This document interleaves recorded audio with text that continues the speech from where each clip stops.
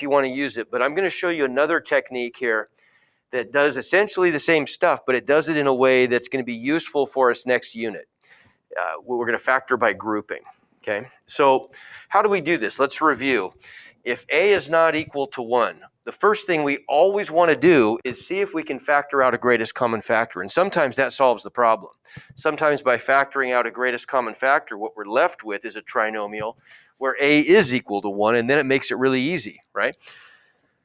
Okay, if we do that and A is still not equal to 1, then we're going to have to find magic numbers, M and N, that multiply to the product of A and C this time, not just to C. Well, it really is the same thing we did before. When we found magic numbers that multiplied to C, they really were multiplying to A times C, but A is just 1, right? So we're going to find magic numbers that multiply to A times C.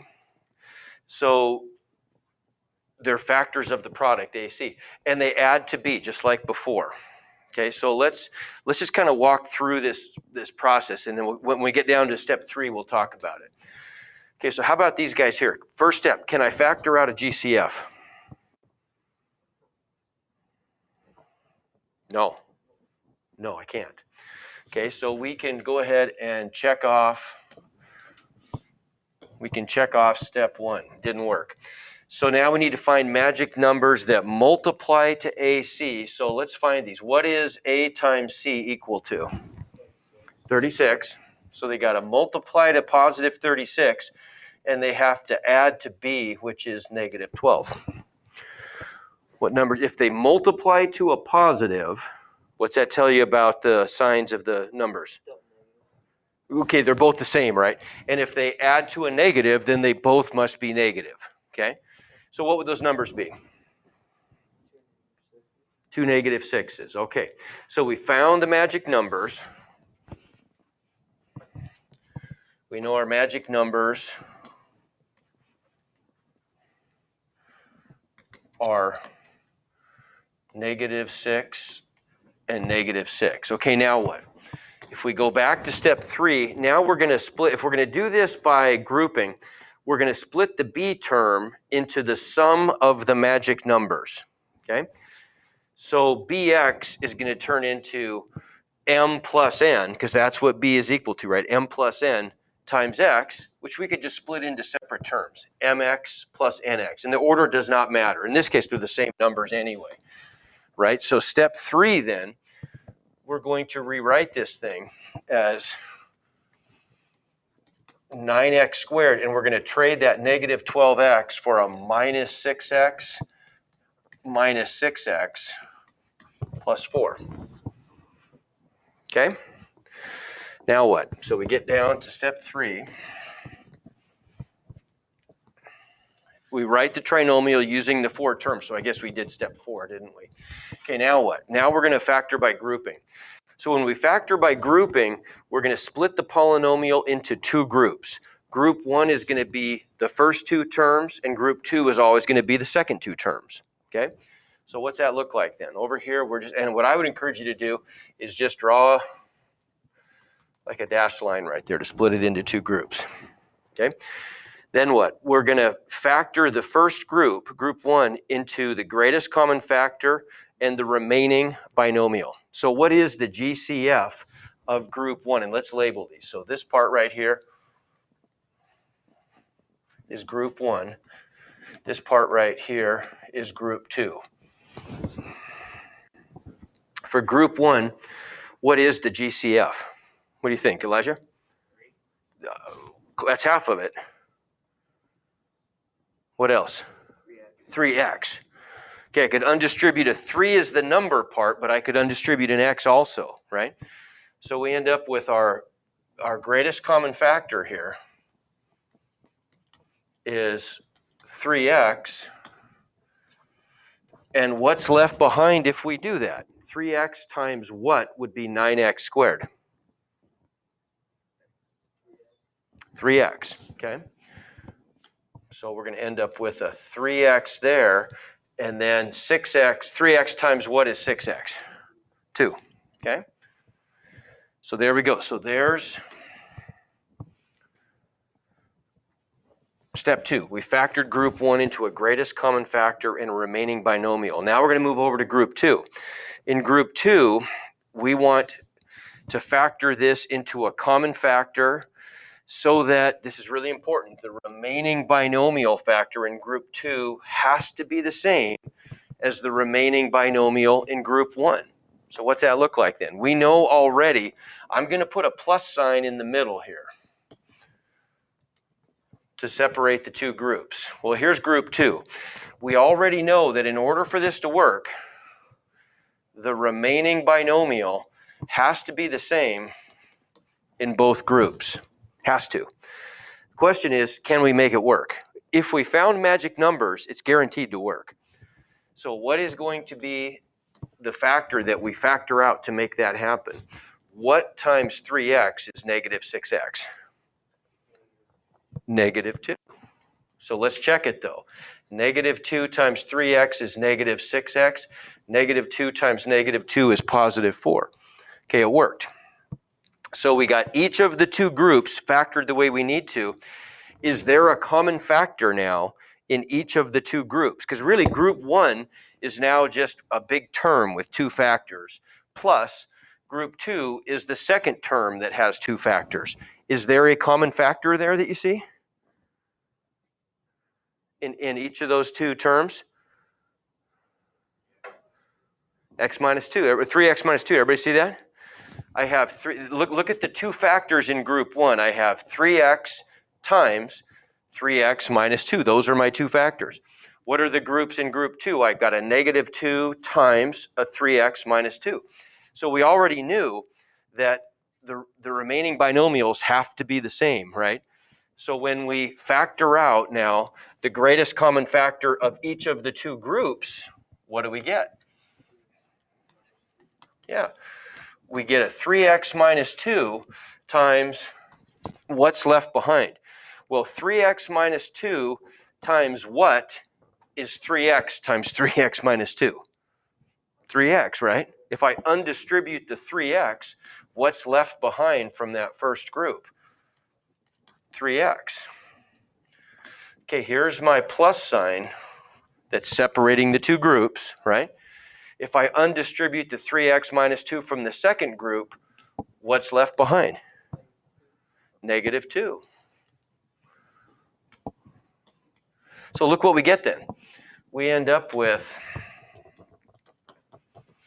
3x minus 2 times 3x plus negative 2 is 3x minus 2. It's factored. How would we write that though? 3x minus 2 times 3x minus 2 would be what? There you go. Good. So our final answer in this case, because they're the same factors, we just get 3x minus 2 quantity squared. Everybody see that? Okay, there's quite a few moving parts there. It seems a lot tougher than it is, though, when you talk about it. Now, when we go through it, you'll see it's really not that big a deal. Let's try another one. How about this guy? Okay, is there a GCF? There is, isn't there? What's my greatest common factor? 3. There you go, 3, right? 3 is the biggest thing that I could undistribute from each term. Okay, so I could rewrite this as 3 times what, Elijah? 3 times what is 18x squared? 6x squared. 3 times what is negative 21x? Negative 7x. And then 3 times what is negative 9? There you go. Okay, so we got the 3 out front, but we're still stuck with a trinomial that has an a not equal to 1. So we're going to have to use this new strategy, okay? Okay, so what are the numbers? We have to find magic numbers. What do they have to multiply to? Negative 18. A times C is negative 18, and they have to add to what? Negative 7. Okay, so we got to find those magic numbers. What are they? What numbers multiply to negative 18? So there's a positive and a negative, and add to negative 7. Negative 9 and 2, okay? Now, if there's a negative one and a positive one, I always put the negative one in group 1, so the sign in between the two can be positive. It's just a little less confusing, right? Okay, so let's split up our trinomial here. Let's split up that middle term using m and n, okay, our magic numbers. And so we end up then with what? We've still got this. Now you can't forget about this 3 out front, but we're done with it. We just leave it there, right? We've got this 3 out front, and now inside here we've got our 6x squared, but instead of a minus 7x, we're going to write that as a minus 9x plus 2x minus 3. We're just substituting our magic numbers for the negative 7. Okay? So let's split this trinomial. Then now it's got 4 terms, right? We'll split this into 2 groups. Let's focus on the first group. So what's my GCF from the first group? 3x. Everybody agree? Okay. So our GCF is 3x, and the remaining binomial is what? 3x times what is 6x squared? 2x. 3x times what is negative 9x? So negative 3. So there's our remaining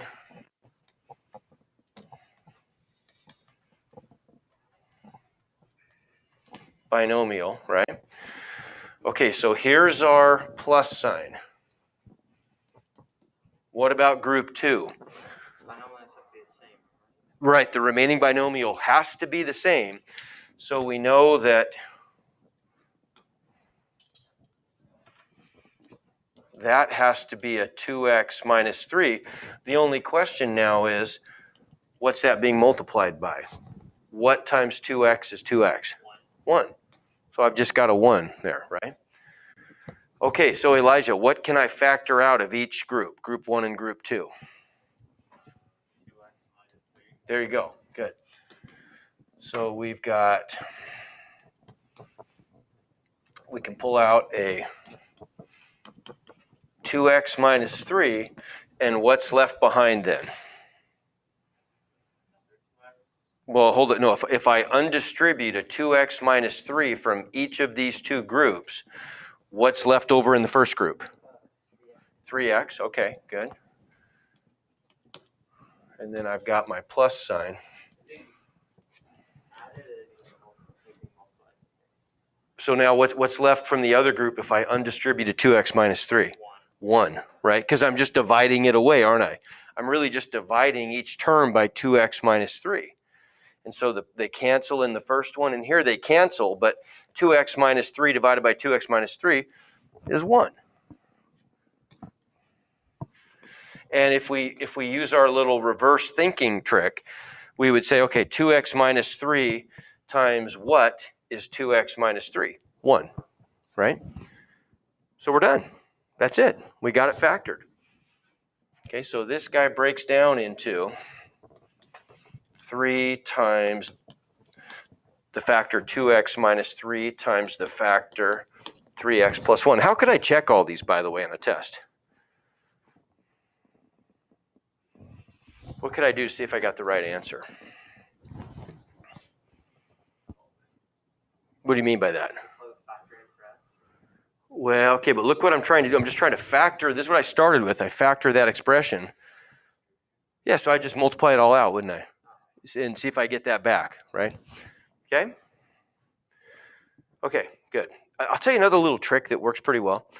If you just pick a random number, like if you use Desmos or something, if you pick a random number and plug it in for x here, so you're evaluating this expression for like 2.7 or something weird, and I evaluate this expression for 2.7, what should happen? Should get the same out. What are the odds that you're going to randomly pick a number that's going to work in both cases if you got the wrong answer? Not very likely, right? So that's a quick and easy way to kind of see if you did it correctly. Just a little trick. Okay?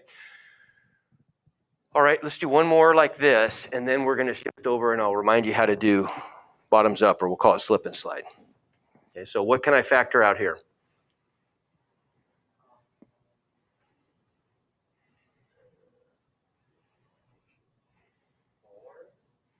I could take a 4. Is there anything more than that?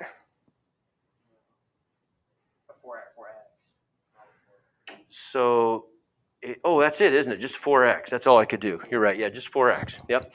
Okay, so my greatest common factor, I could factor out a 4x. And then I'm left with, if I do that, I'm left with what? 2x squared.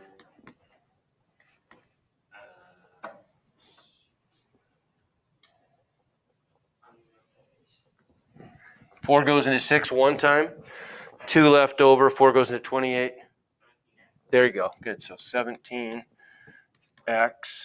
plus 14. Okay, good. So magic numbers have to multiply to, right? So what would that be? 28 and add to 17.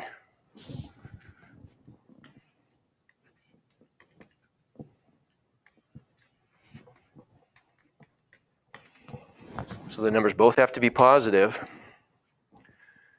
Is that possible? Think about the factors of 28. I got 28 and 1. That doesn't work. 14 and 2 doesn't work.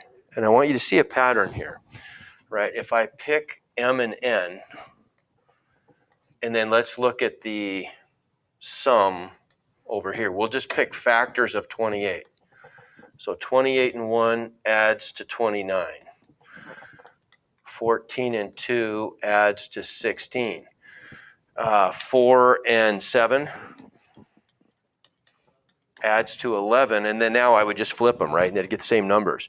So I want you to notice a trend here. When the numbers, the magic numbers are far apart, right? I get bigger sums than when they are close together. The closer the magic numbers get to each other, the smaller the sum becomes, okay? So we can see right here, we would have known right away that we skipped 17 because we went from 29 to 16, and it's only going to get smaller from there, isn't it, right? So there are no magic numbers. So what's that mean? That's it. That's as far as we can go, right? It doesn't factor. There weren't magic numbers, and so that's my answer, okay?